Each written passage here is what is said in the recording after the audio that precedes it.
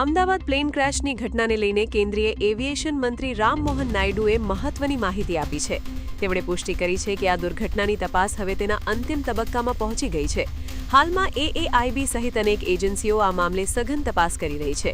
તપાસ પ્રક્રિયાને ઝડપી બનાવવા માટે કેન્દ્ર સરકાર દ્વારા અત્યાર સુધી તમામ જરૂરી સહાય પૂરી પાડવામાં આવી છે.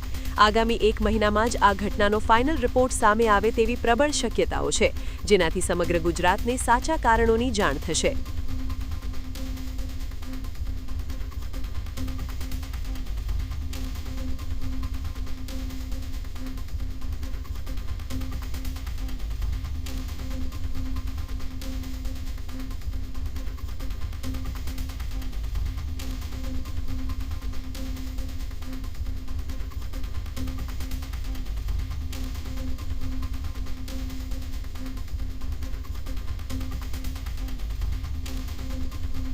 एक साल पूरा होने वाला है और वो इन्वेस्टिगेशन अभी बहुत ही सक्षम से चालू है और उसका जो प्रोसीजर जो फॉलो करना है, एक चीज़ हमें समझना पड़ेगा जब भी ये इन्वेस्टिगेशन होता है और ख़ास करके इंटरनेशनल वाला फ्लाइट था, इंटरनेशनल सिटीजन्स भी थे, मतलब दूसरे कंट्री के सिटीजन्स भी थे.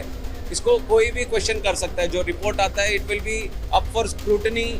कोई भी देश कर सकता है, कोई भी इंस्टीट्यूशन उस देश का कर सकता है. तो हमें बहुत ही सीरियसनेस के साथ, फेयरनेस के साथ, ट्रांसपेरेंट नेचर के साथ हमें इन्वेस्टिगेशन करना है और वो उसी प्रोसेस में इन्वेस्टिगेशन अभी जारी है. हमारी तरफ से कोशिश है कि जितना जल्दी हो सके करें, बट उसके वजह से प्रोसेस को हमें इंटरप्ट नहीं करना है.